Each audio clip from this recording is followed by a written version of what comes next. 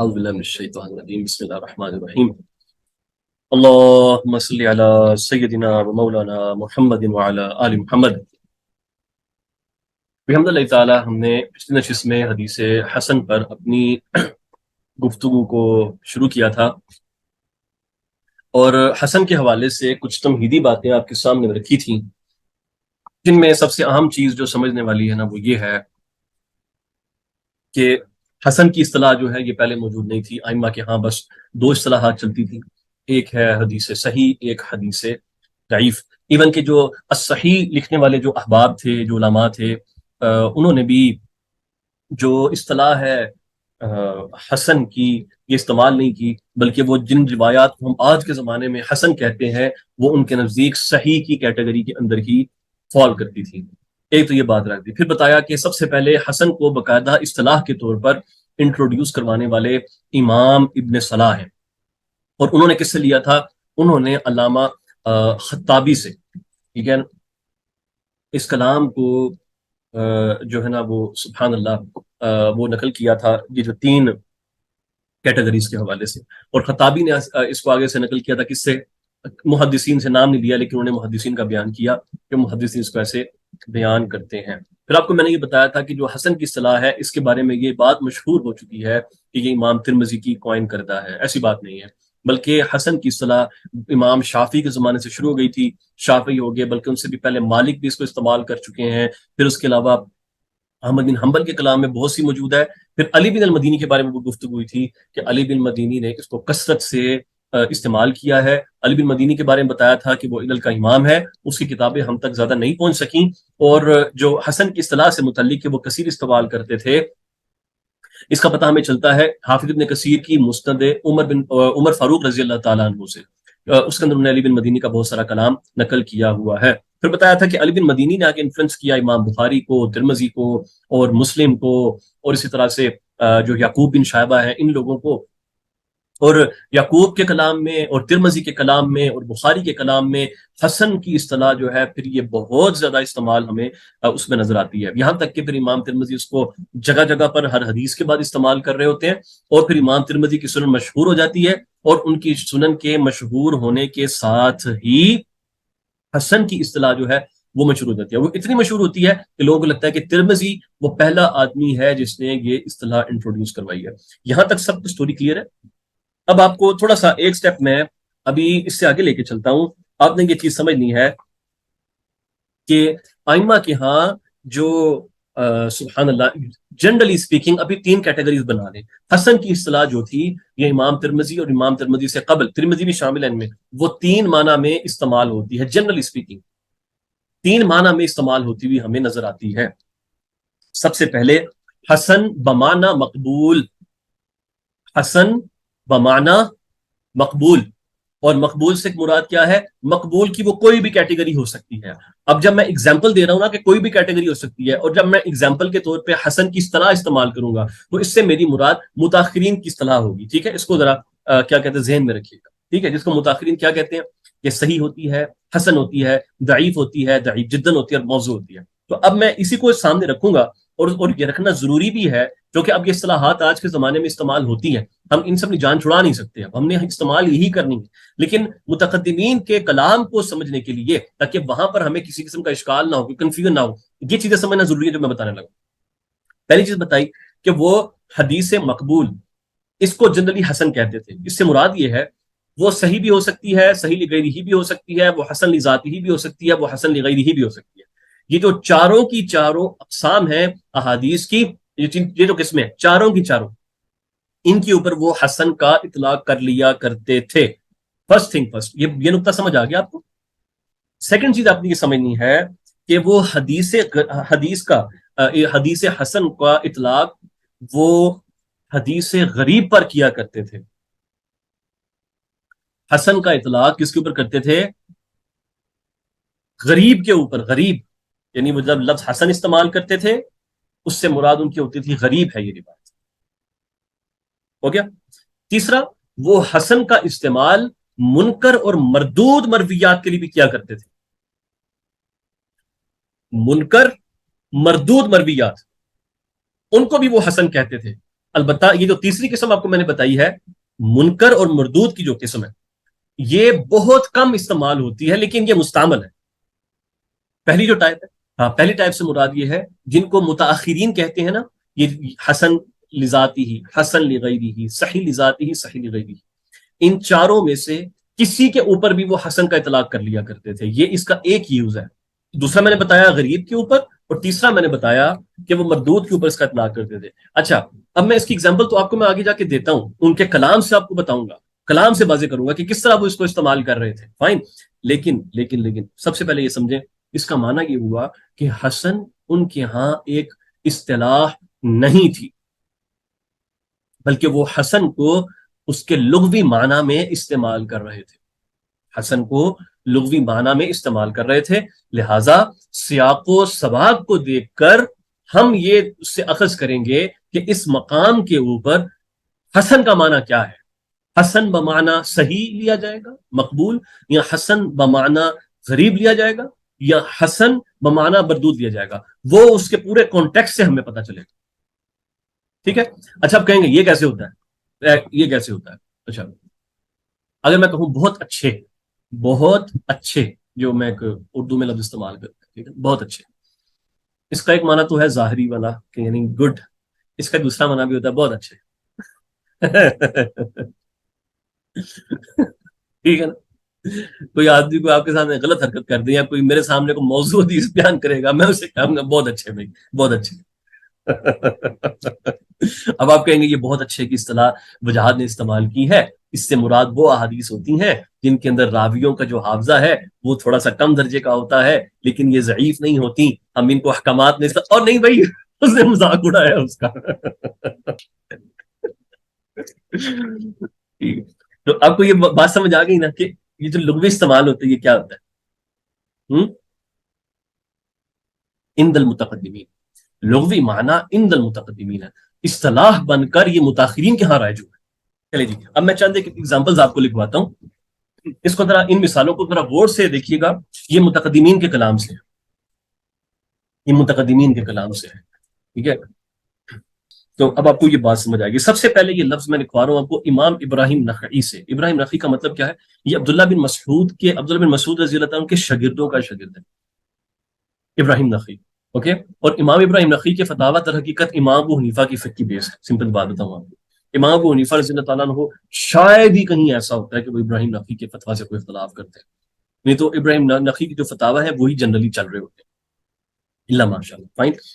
اچھا یہاں پر اب سمجھنے کی چیز یہ ہے، ابراہیم نخعی جو ہے وہ یہ فرماتے ہیں، وہ یہ نقل کرتے ہیں، یہ ذرا سنیے گا بڑا غور سے، کہ ابراہیم فرمایا کرتے تھے کانوا یکرہون اذا اجتمعوا ان یخرج الرجل احسن حدیثہ او احسن ما عنده.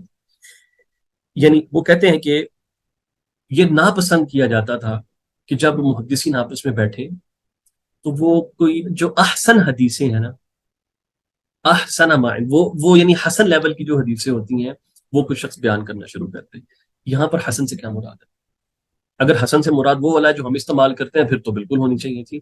یہاں ادھر حسن سے مراد یہ ہے غریب حدیث، وہ غرائب کو پسند نہیں کرتے. پہلی چیز. ایک اور ہے، یہ کس کتاب میں ہے؟ یہ ابن المبارک کی کتاب الزہد ہے. ابن المبارک کتاب الزہد، اور اسی طرح خطیب بغدادی کی کتاب ہے نا الجامع لاخلاق الراوی، اس میں بھی یہ کوٹ موجود ہے. اور اس کے اوپر باقاعدہ تعلیق خطیب بغدادی نے لگائی ہے. خطیب بغدادی نے اس کی تعلیق لگائی ہے کہ انا ابراہیم بالاحسن الغریب. خطیب بغدادی نے تعلیق لگائی ہے، ٹھیک ہے، کہ یہاں پر ابراہیم کی احسن سے مراد غریب ہے. اب اگلی اگزامپل آپ کے سامنے میں رکھتا ہوں.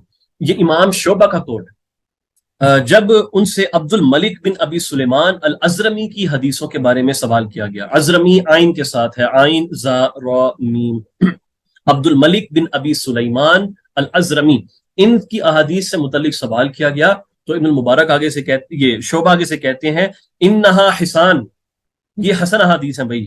اچھا یعنی ان سے یہ کہا گیا کہ انہا حسان، یہ اس کی روایات حسن ہوتی ہیں، ان کی روایت حسن. لوگوں نے کہا، قال، اس کے اوپر شعبہ نے میرے جیسا جواب دیا، یا مجھے کہنا چاہیے کہ میں شعبہ جیسے جواب دیتا ہوں. وہ کہتے من حسنی ہاں فررتو، ہاں اس کے حسن ہونے سے تو میں بھاگتا ہوں. سمجھائی؟ ان سے کہا گیا اس کی حدیث حسن ہوتی ہیں، کہنے لگے من حسنی ہاں فررتو، ہاں بھائی اس کے حسن سے ہی تو ہم بھاگتے ہیں، اور کیا مسئلہ ہے ہمیں. ٹھیک ہے. یہ جو کوٹ ہے اس کو اقیلی نے نقل کیا ہے اپنی ضعفاء کے اندر. اقیلی نے کس میں؟ ضعفاء میں اس کو نقل کیا ہے. اور ابن عدی نے اور ابن ابی حاتم نے بھی اس کو الجرح و تعدیل میں اس کو نقل کیا. تو یہاں پر سمجھ آ گئی کہ یہاں پر بھی حسان سے مراد جو ہے اس کی غریب مرویات. غریب. بالکل صحیح. شعبہ کے بعد جس بندے نے کلام کیا ہے شعبہ کے بعد اس کے اوپر، وہ امام شافعی ہیں. شافعی کی طرف چلتے ہیں. ابن عمر کی حدیث ہے، ابن عمر کی حدیث، اور یہ صحیحین کی حدیث ہے. بائی دا وے بخاری مسلم میں یہ حدیث آتی ہے، اور یہ راوی ہیں اس کے محمد بن یحییٰ بن حبان. حبان، اس کو ہا کی زیر سے نہیں پڑھنا، زبر سے پڑھنا ہے.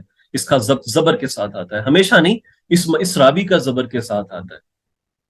محمد بن یحییٰ بن حبان، ان سے متعلق یہ ایک روایت آتی ہے. وہ روایت کرتے ہیں اپنے چچا واسع بن حبان سے، وہ ابن عمر سے روایت کرتے ہیں. اور اس سے متعلق امام شافعی کہتے ہیں، وحدیث ابن عمر عن النبی صلی اللہ علیہ وآلہ وسلم مسند حسن الاسناد. شافعی نے یہ لفظ استعمال کیا ہے، مسند حسن الاسناد. اور آپ نے اس کے علاوہ ایک اور حدیث کے بارے میں فرمایا حدیث حسن. حدیث حسن، یہ دونوں مقامات آپ کی کتاب الام، جو امام شافعی کی کتاب ہے اس کے اندر موجود ہے، بڑا واضح طور پر. تو یہ جو حسن کی اصطلاح ہے یہ وہاں استعمال ہو رہی ہے، لیکن وہ اصطلاحی طور پر استعمال ہی نہیں کرتے تھے، لغوی طور پہ اس کو استعمال کرتے تھے. اب آ جاتے ہیں اس طرف کہ سبحان اللہ، اب ترمذی نے اس کی کیسے تعریف کی. میں پہلے اس مقام اب پھر میں ذرا گفتگو کرتا ہوں، اور یہاں سے بڑا جو ہے نا وہ غور سے سنیے گا کہ امام ترمذی رحمۃ اللہ علیہ نے اس کو کس طریقے سے جو ہے وہ بیان کیا. امام ترمذی نے جو حسن کی تعریف کی ہے اس کے اچھا، یہ حسن کی تعریف کہاں پر ملے گی؟ یہ حسن کی تعریف ملے گی آپ کو ان کی کتاب علل الصغیر کے اندر. علل صغیر، امام کی دو علل ہیں، ایک علل صغیر ہے، ایک علل کبیر ہے. اور بائی دا وے اس علم کے اندر کتابوں کو جاننا اور ائمہ کو جاننا اتنا ہی زیادہ اہم ہے جتنا کہ اصولوں کو سمجھنا ہے. یہ تو آپ کو ابھی تک اندازہ ہو گیا ہوگا. تو اب یہ کتاب کے بارے میں سنیں جو، اور اس کتاب کے بارے میں جب میں کتابوں کے بارے میں کوئی بات کر رہا ہوتا ہوں پلیز نوٹ دیٹ کہ وہ گولڈ ہوتی ہے، اس کو لکھ لیا کریں، اس کو یاد رکھا کریں. ترمذی کی دو علل ہیں، ایک علل کبیر ہے، ایک علل صغیر ہے. علل صغیر کے وہ بڑی پیاری کتاب ہے جو حافظ ابن رجب کی جو شرح ہے نا، شرح علل ترمذی، وہ علل صغیر کی شرح ہے، علل صغیر کی شرح ہے. اور علل کبیر کون سی ہے؟ علل کبیر ایکچولی جو ان کی جامع ترمذی کے اندر احادیث کے بعد جو انہوں نے ہر حدیث کے بعد جو کمنٹ کیا ہوا ہے نا ان کی علتوں کو لے کر، وہ ان کی علل کبیر. سادہ سادہ بالکل سمجھا دیا آپ کو میں نے، علل کبیر جس کو بولتے ہیں. اوکے. امام کی جو علل صغیر ہے اس کے اندر آپ نے کچھ اتنی زبردست باتیں کی ہیں کہ یعنی کہ جیسے حفاظ کا منہج جو ہوتا ہے نا وہ سادے سادے لفظوں میں لے ڈاؤن کر دیا کہ ہم لوگ کر کیا رہے ہیں اس کے اندر. اور ان کا کلام اتنا زیادہ ڈینس ہے کہ متاخرین کے پردے کی وجہ سے، کہ جو ہمیں متاخرین کی کتابیں پڑھ کے جو ہمارے آنکھوں پہ پردہ چھا جاتا ہے، ہمیں ان کا کلام ہی سمجھ نہیں آتا کہ ترمذی بات کیا کر رہا ہے. یہاں تک کہ اللہ تعالیٰ آپ کو متقدمین کے منہج کے اوپر شرح صدر نہ دے تو آپ کو پتہ چلے گی اس نے بات کیا کی ہے. اوکے. غور سے سنیے گا ترمذی کیا کہہ رہے ہیں. ترمذی اس کی تعریف جو حسن ہے اس اعتبار سے کرتے ہیں، سب سے پہلے ان یسلم راوی ہی، پہلی شرط یہ ہے کہ اس کا راوی جو ہے نا اس چیز سے محفوظ ہو کہ من ان یکون متہما، کہ وہ متہم نہ ہو. پہلی چیز یہ ہے راوی متہم نہیں ہونا چاہیے، متہم بالکذب نہیں ہونا چاہیے. دوسری شرط انہوں نے یہ لگائی ہے کہ وہ روایت شذوذ سے پاک ہو. وَأَنْ يُسْلَمَ مِنَ الشُّذُوذ، وہ شذوذ یعنی شاذ نہ ہو، ٹھیک ہے نا. وَأَنْ يُرْوَى نَحْوَهُ مِنْ غَيْرِ وَجْهٍ، اور تیسری چیز اس میں یہ ہے کہ وہ ایک اور وجہ یعنی ایک اور سند سے یا کسی اور طریق سے بھی وہ بات مروی ہو. یہ تین شرائط ترمذی نے رکھی ہیں. سیدھی سیدھی بات, تین چیزیں. پہلی چیز, راوی متہم نہیں ہونا چاہیے. دوسری چیز, شاذ نہیں ہونی چاہیے. تیسری چیز, وہ جو بات بیان ہو رہی ہے وہ کسی اور سند سے بھی مروی ہونی چاہیے. آپ نے یہ چیز نکلی. اگر آپ نے الموقظہ کے لیکچرز جو 21 لیکچرز ہیں وہ صحیح طریقے سے سنے نا, تو آپ کو یہ کلیئر ہوگا کہ جب جرح کی جاتی ہے عدالت کے اوپر, یعنی راوی کے اوپر صرف کتنے اعتبار سے جرح ہو سکتی ہے, مجھے بتائے گا کوئی؟ راوی کے اوپر آپ کتنے اعتبار سے جرح کر سکتے ہیں؟ 2 3 4, کتنے اعتبار سے؟ کوئک ریویژن, 2 اعتبار سے ہوتی ہے. کون کون سی چیز؟ عدالت اور حافظہ. پرفیکٹ. تیسری کوئی چیز نہیں ہوتی. اوکے, عدالت کے اعتبار سے آپ نے دیکھ لیا کہ عدالت کے اندر تو یا ایک ہوتا ہے فاسق ہونا, بدعتی ہونا, پھر متہم ہو جانا, پھر اس کا جو ہے نا وہ کذاب ہو جانا, اس کے اندر بھی کچھ چیزیں آ جاتی ہیں.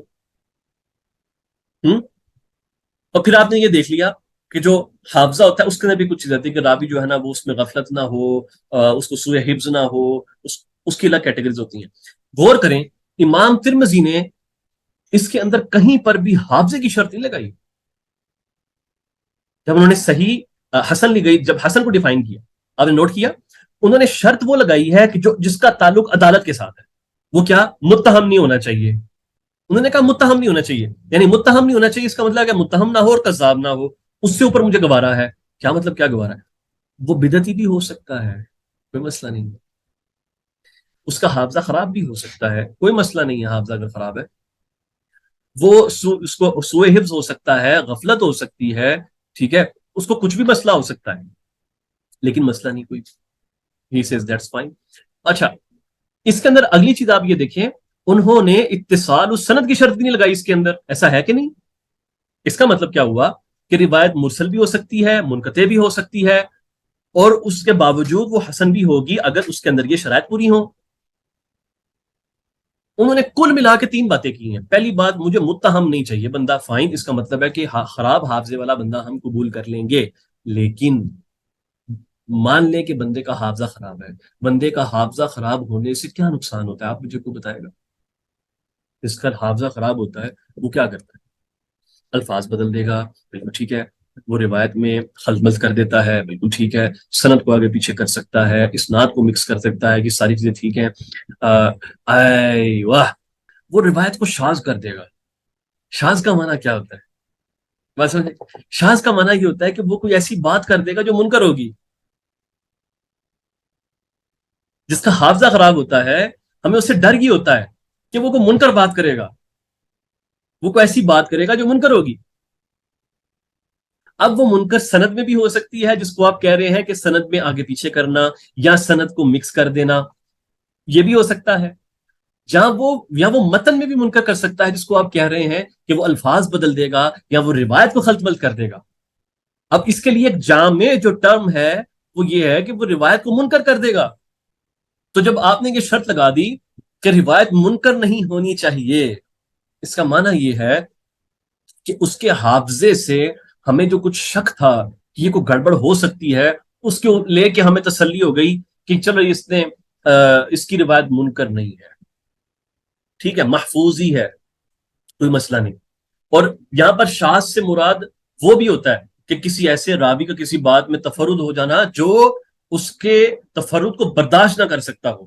اور اگر آپ نے موقظہ کی سیریز کو صحیح طرح سنا ہے نا, تو آپ کو یہ تفرد والا کانسیپٹ صحیح سے کلیئر ہو چکا ہوگا. اس سے میں نے لٹرلی ایگزامپل سے آپ کو ایکسپلین کیا ہے کہ کس طرح تفرد کی بنا پہ حدیثوں کو رد کیا جاتا ہے کہ نہیں؟ ایسا ہی ہے نا, وہ کلیئر ہے.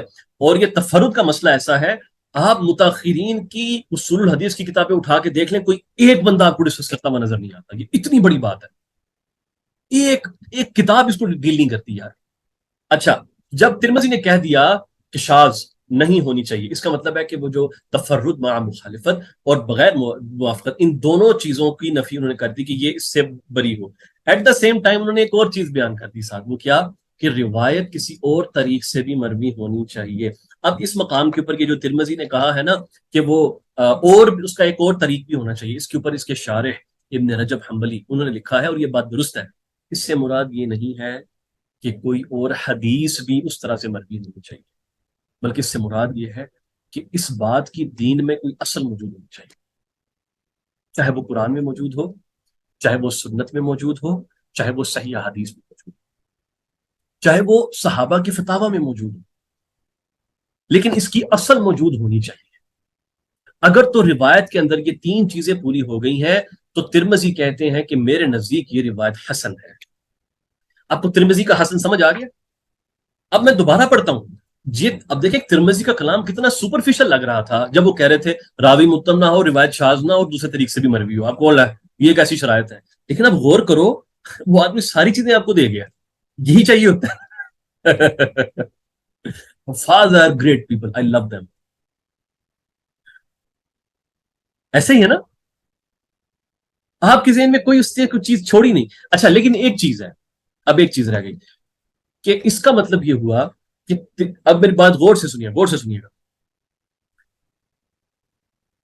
ترمذی جس کو حسن کہہ رہے ہیں، یہ متاخرین کی اصطلاح میں حسن لغیرہ ہی بنتا ہے، صح ولا؟ متاخرین کی اصطلاح میں حسن لغیرہ ہی کیا ہے؟ روایت وہ جو ضعیف ہوتی ہے، ضعیف ہوتی ہے، اور اس کی کوئی اور سند مل جائے جو کہ بے شک ضعیف ہو لیکن اس کو تقویت دے، اور وہ پھر حسن لغیرہ ہی کے درجے پہ روایت چلی جائے، اس کو وہ صحیح حسن لغیرہ ہی کہتے ہیں۔ ترمذی یہی شرط یہاں پر اپلائی کر رہے ہیں، ٹھیک ہے؟ تو امام ترمذی نے جو اپنی کتاب میں حسن ڈیفائن کیا ہے علل کے اندر، علل صغیر کے اندر، وہ متاخرین کے حسن لغیرہ ہی کے برابر ہے، حسن لذات ہی کے برابر نہیں ہے۔ سختی کم ہے اس میں متاخرین سے نہیں، متاخرین سے سختی کم نہیں ہے۔ کیوں؟ کیونکہ متاخرین جب شاذ کی تعریف کرتے ہیں اس میں تفرد کو وہ کاؤنٹ ہی نہیں کرتے، اس لیے وہ کتنی ایسی حدیثیں ہیں جو سینس ہی نہیں بناتی، اس کو وہ ٹک ٹک ٹک کرتے چلے جاتے ہیں۔ جبکہ جب متقدمین شاذ کی جب بات کرتے ہیں تو اس کے اندر وہ تفرد کو شامل کر کے بڑی سختی کرتے ہیں، تو وہ ساری سختی ان کی وہ تفرد کے کانسیپٹ پہ نکل جاتی ہے جا کے۔ اس لیے اس مقام پر بھی جو ہے نا وہ کیا کہتے ہیں کہ ترمذی میں کوئی تساہل واقع نہیں ہوا، یہاں ایسا نہیں کہ متاخرین نے سختی کی۔ شاذ اور منکر ایک اصطلاح میرے دیکھ کوئی فرق نہیں ہے اس میں۔ اور آپ کو یہ بتاتا چلو، شاذ کی اصطلاح متقدمین کے ہاں بڑی شاذ و نادر استعمال ہوتی ہے، وہ منکر کی اصطلاح استعمال کرتے ہیں۔ تو میں آپ سے کہوں گا اب شاذ کی بجائے نا منکر کا لفظ زیادہ استعمال کیا کریں۔ اب آپ کو میں یہاں پر بتاتا ہوں کہ اس مقام کے اوپر یہ چیز سمجھیے گا، مقام پہ یہ چیز سمجھیے گا کہ امام ترمذی رحمۃ اللہ علیہ کے ہاں جو حسن کا جو معنی ہے، جو انہوں نے جو تعریف بیان فرمائی ہے، وہ اس تک محدود نہیں ہے، اس تک محدود نہیں ہے، بلکہ اگر اس کو میں اور تقسیم کروں تو امام ترمذی حسن کی اصطلاح کو 11 معنی میں استعمال کرتے ہیں، اور یہ بات ہم استقراء کے ساتھ کر رہے ہیں۔ کتنے معنی میں؟ 11 معنی میں ترمذی نے یہ اصطلاح استعمال کی ہے۔ پہلا استعمال، پلیز نوٹ کریں اس کو، پہلا استعمال وہ ہے جو ان کی اصطلاح کے مطابق ہے، دوسرا وہ ہے کہ جس روایت کو وہ حسن ڈکلیئر کرتے ہیں، اور پھر بعد میں خود ہی واضح کر دیتے ہیں کہ اس کے اندر کوئی ایسا راوی ہے جس کو ضعیف کہا گیا ہے۔ ایک دوسرا تیسرا ان کا ہوتا ہے کہ وہ روایت کو حسن کہتے ہیں، اور پھر وہ خود واضح بھی کرتے ہیں کہ اس کی سند منقطع ہے۔ کتنی ایسی روایتیں ہیں جس کو انہوں نے حسن کہا ہے اور بعد میں یہ بتایا ہے کہ اس کی سند منقطع ہے، ایٹ دا سیم ٹائم سند بھی منقطع ہے۔ پہلا جو حسن ہے وہ متاخرین کے مطابق نہیں ہے، بلکہ وہ متاخرین کے مطابق حسن لغیرہ ہی بنتا ہے، جو ترمذی کا اپنا استعمال ہے، جو فرسٹ والا آپ کو میں نے بتایا، ٹھیک ہے؟ تو پہلا تو ہو گیا ان کا حسن لغیرہ ہی کے برابر والا، دوسرا ہو گیا جب راوی ضعیف ہوتا ہے، تیسرا ہو گیا جب سند کے اندر کوئی انقطاع ہوتا ہے وہ، ٹھیک ہے؟ تیسرا سند میں انقطاع، سند اگر منقطع اور بتاتے ہیں کہ سند منقطع ہے، اس کے بعد بھی وہ کہتے ہیں کہ روایت حسن ہے۔ تو اب آپ مجھے بتائیں، یہ جو متاخرین کی تعریف ہے کہ حسن وہ ہوتی ہے جس کے اندر صحیح کی ساری شرائط پائی جاتی ہوں، صرف اور صرف راوی کا حافظہ ہے وہ تھوڑا سا کم ہو جائے تو روایت حسن ہوتی ہے، کہاں بیٹھتی ہے ان کی اصطلاح میں؟ نہیں بیٹھتی۔ چوتھا پوائنٹ ہے ما حسنہ ثم بین علتہ، یعنی جس کو وہ حسن کہتے ہیں اور پھر خود ہی اس کی علت کو بھی واضح کرتے ہیں، یہ چوتھا پوائنٹ ہے۔ پھر پانچواں لکھیے، روایت کو حسن کہتے ہیں اور اس کے اندر کوئی ایسا راوی ہوتا ہے جس کا نام نہیں لیا گیا ہوتا، یعنی مجہول ہوتا ہے کوئی بیچ میں۔ چھٹا لکھیں، جس کو وہ فقط حسن کہتے ہیں کہ ہذا حدیث حسن، اور اس کے اوپر کوئی اور لفظ استعمال نہیں کرتے، کیونکہ وہ کبھی کہتے ہیں یہ حدیث حسن صحیح ہے، کبھی کہتے ہیں حسن غریب ہے، کبھی کہتے ہیں کہ یہ روایت حسن صحیح غریب ہے، یہ اصطلاح استعمال کرتے ہیں۔ تو اب میں جو آپ کو چھٹا پوائنٹ لکھوا رہا ہوں یہ ہے کہ وہ روایت کو فقط حسن کہتے ہیں، حسن، اس کے کسی اور لفظ کا اضافہ نہیں کرتے، اور اس روایت کا ضعف بالکل ظاہر ہوتا ہے، اس روایت کا ضعف بالکل ظاہر ہوتا ہے۔ جو تھوڑا سا بھی اس علم میں تھوڑا مہارت رکھنا ہے نا، ہلکی سی بھی، اس کو سند بھی دیکھنے کی ضرورت نہیں پڑتی کہ راوی کو دیکھ کے پتہ چل رہا ہے کہ روایت کا ضعف، اور وہ روایت کو کیا کہتے ہیں؟ کہتے ہیں ھذا حدیث حسن، اس طرح بولتے ہیں۔ ساتواں لکھیں، وہ روایت کو حسن ڈکلیئر کرتے ہیں اور پھر بعد میں خود واضح کرتے ہیں کہ یہ روایت صحیح ہے، کیونکہ ان کے ہاں حسن اس طرح سے اصطلاح میں تو نہیں آ رہا نا، اس طرح بعد میں لوگوں نے بنا کے رکھی ہوئی ہے ایک۔ آٹھواں، کہ وہ روایتیں ہوتی ہیں کہ جو بالکل واقعتاً صحیح ہوتی ہیں، بڑی قوی روایت ہوتی ہیں، بخاری مسلم کی شرائط پر صحیح ہوتی ہیں واقعتاً، اور ان کو وہ جو ہے حسن ڈکلیئر کرتے ہیں، یہ روایت حسن ہے۔ پھر اس کے علاوہ وہ کچھ ایسی صحیح احادیث کا ذکر کرتے ہیں، پہلے ایک صحیح حدیث کا ذکر کرتے ہیں امام ترمذی، پھر اس صحیح حدیث کی اس سے بھی زیادہ قوی سند کو ذکر کرتے ہیں، پہلے وہ صحیح حدیث کا ذکر کرتے ہیں، پھر وہ اس حدیث کی اس سے بھی زیادہ قوی سند کا ذکر کرتے ہیں، اور اس کے بعد اس کو حسن ڈکلیئر کرتے ہیں کہ یہ حسن ہے، اور اس کو صحیح نہیں کہا۔ یہ 9واں ہو گیا۔ 10واں پوائنٹ یہ ہے کہ وہ حدیث کو حسن کہتے ہیں لیکن وہ متردد ہوتے ہیں اس کی صحت پر، یعنی he is 50-50 about its authenticity، اس روایت کو بھی وہ حسن کہتے ہیں، ٹھیک ہے۔ اور پھر وہ اس روایت کو بھی حسن کہتے ہیں کہ 11واں، کہ جس کے کچھ شواہد موجود، جس کے شواہد موجود، یہ 11 استعمالات ہیں جو ہمیں نظر آتے ہیں امام ترمذی کے نزدیک۔ اس سے ایک چیز تو بڑی واضح ہو گئی، ایک نتیجہ یہ بڑا واضح طور پر صاف طریقے سے یہ بات لکھی، صاف طریقے سے، وہ یہ کہ حسن ترمذی کے نزدیک نہ تو مقبول کے معنی میں استعمال ہوتا ہے یہ لفظ، نہ یہ مردود کے معنی میں استعمال ہوتا ہے، کہ جہاں پر بھی آپ لفظ حسن دیکھیں گے وہاں سے مراد آپ اس کا مقبول لے لیں گے، یا جہاں بھی حسن دیکھیں گے وہاں سے مراد مقبول لے لیں گے، نہیں، کوئی نہیں، ایسا ہے ہی نہیں، آپ نے دیکھ لیا یہ بات، آپ نے جو میں نے لکھا ہے چیزیں۔ 8واں پوائنٹ ریپیٹ کر دوں، 8واں پوائنٹ یہ ہے کہ وہ ان حدیثوں کو بھی حسن قرار دیتے ہیں جو بخاری اور مسلم کے لیول کی صحیح ہوتی ہے، لیکن وہ بس یہ کہہ دیتے ہیں کہ یہ حسن ہے۔ اور اب میں آپ کو بتاتا ہوں وہ کیوں کہتے ہیں۔ اس لیے کہتے ہیں کہ وہ لغوی معنی لے رہے ہوتے ہیں کہ یہ حدیث حسن ہے، یعنی بہت اچھی حدیث ہے، ٹھیک ہے، وہ کہتے ہیں بڑی فٹ والی حدیث، فٹ والی حدیث ہے، اس معنی میں، اس لغوی معنی میں استعمال کر رہے ہوتے ہیں، حسن، فٹ ہے۔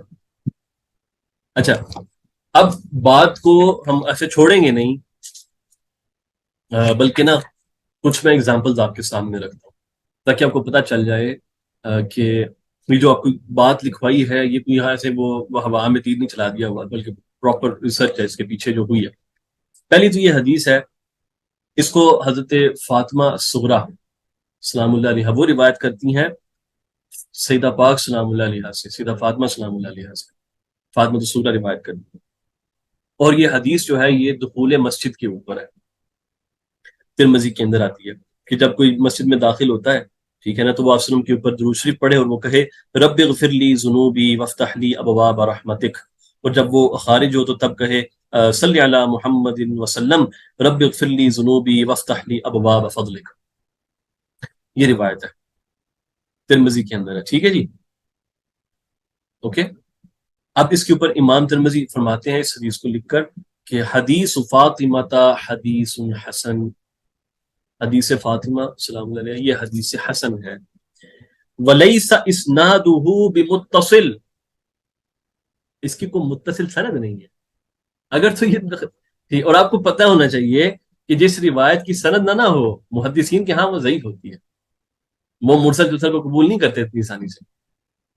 اس کے دیکھو خود بول رہے ہیں روایت حسن ہے اور سند اس کی متصل نہیں ہے. یہی جملہ انہوں نے ایک اور مقام پر ارشاد فرمایا، یہ عائشہ صدیقہ رضی اللہ عنہ کی حدیث ہے، ان الرسول صلی اللہ علیہ وآلہ وسلم ما صلى صلاة في وقتها الآخر مرتين حتى قبضه اللہ. یہ جو روایت ہے ترمذی کی، اس کے بارے میں امام ترمذی کہتے ہیں هذا حدیث حسن غریب وليس اسناده بمتصل. یہ روایت حسن غریب ہے، اس کی کوئی متصل سند نہیں ہے، اور وجہ یہ ہے کہ اس کے اندر جو راوی اسحاق بن عمر ہے اس کا سیدھا عائشہ سے سما نہیں ہے. وجہ میں بتاؤں کہ وجہ کیا ہے اس کی. اب آپ کو ایک اور مثال میں دیتا ہوں. ایک ایسا مسئلہ ہے جو متاخرین نے سمجھنے میں اتنی جلدی کی ہے کہ وہ اس کو صحیح طرح سمجھ نہیں پائے، اور اس کی بنا پر بہت سی ایسی مرویات کو جو واقعتاً صحیح ہیں ان کو ضعیف کر کے بیٹھ جاتے ہیں، اور وہ مسئلہ بڑا خطرناک ہے، اور وہ مسئلہ ہے تدلیس کا ایشو. یہ کہنا کہ مدلس کی ہر روایت رد ہو جاتی ہے جس کو وہ ان کہہ کے روایت کرتا ہے، یہ اتنا بڑا بلنڈر ہے نا، اتنا بڑا بلنڈر ہے. اس طرح اس سے بڑی آپ کو غلط بات کی ملے گی نہیں. اور یہ کہاں ملتا ہے؟ آپ کی متاخرین کی کتابیں پڑھ کے یہ چیز ہوتی ہے. اب میں کوئی ایگزامپل دینے لگا ہوں، یہ اس لیے آپ کو میں نے ایکسپلین کی یہ چیز. دیکھیے یہ ایک روایت ہے، اس کو آمش روایت کرتے ہیں، آمش ان ابی صالح ان ابی ہریرہ، آمش ان ابی صالح ان ابی ہریرہ. اوکے، اور یہ حدیث ہے من سلک طریقا یلتمس فیہ علما. ٹھیک ہے نا، وہ جو اس طریق پہ چلتا ہے جس پر علم ہوتی ہے، تو آگے وہ جو مکمل جو حدیث آتی ہے اللہ پاک اس کے لیے جو ہے نا وہ جنت کے راستے وغیرہ آسان کر دیتا ہے. اس کے بارے میں امام ترمذی کہتے ہیں ھذا حدیث حسن وانما لم نقل لهذا الحديث. اچھا وہ کہتے ہیں کہ صحیح، وہ کیا کہتے ہیں کہ اس کو جو انہوں نے کیا کہا یہ حدیث حسن ہے. صحیح پتہ کیوں نہیں کہا؟ وہ کہتے ہیں کہ اس کے اندر جو اعمش ہے نا اس سے بعض راویوں نے اس طرح روایت کیا ہے کہ اس نے یہ روایت ڈائریکٹلی ابو صالح سے نہیں سنی. بعض میں لکھا ہوا ہے عن ابی صالح، اور بعض میں آتا ہے حدثت عن ابی صالح، حدثت عن ابی صالح. ٹھیک ہے، یعنی یہاں پر تدلیس کا امکان آ گیا ہے، اور تدلیس کے امکان کی وجہ سے اس مقام پر وہ روایت کو حسن ڈکلیئر کر رہے ہیں. اچھا، اب آپ کو جو میں نے کلام پڑھ کے سنایا نا کہ جو امام ترمذی نے یہ کہا ہے کہ ہم اس کو صحیح نہیں کہہ رہے، اور کیونکہ اس کا تدلیس کا مسئلہ ہے، جو ابھی ہمارے پاس پبلشڈ ترمذی ہے اس کے اندر یہ کلام موجود نہیں ہے. تو پھر ہم نے کہاں سے لیا؟ ہم نے یہ کلام لیا ہے حافظ ابن حجر کی نکت سے. حافظ ابن حجر نے یہ کلام اپنی نکت میں نقل کیا ہے، اور اس طریقے سے نقل کیا. اس سے پتہ چلتا ہے کہ ان کے نسخے میں یہ کلام موجود تھا. ٹھیک ہے، چلے ٹھیک ہے، ویری گڈ. پھر نا آج میں اس کو اسی مقام پر روکتا ہوں. آپ لوگ ان باتوں کو نا حفظ کرنے کی کوشش کریں، یاد رکھنے کی کوشش کریں کیا ہے حدیث حسن کے اوپر. ہم آگے مزید اپنی گفتگو کو جاری رکھیں گے، ابھی ہم روکیں گے نہیں، کیونکہ ابھی میں نے آپ کو ابھی بہت ساری ایگزامپلس میں نے دینی ہے اس پورے مسئلے کے اوپر، اور اس کا جو ہے نا جتنا بھی ان سائڈ آؤٹ جو چیزیں ہیں وہ ساری کی ساری آپ کو میں نے کلیئر کرنی ہے. انشاءاللہ پھر اگلی جو نشست ہے پھر منڈے کو کرتے ہیں انشاءاللہ. پھر بعد السلام علیکم و رحمۃ اللہ وبرکاتہ.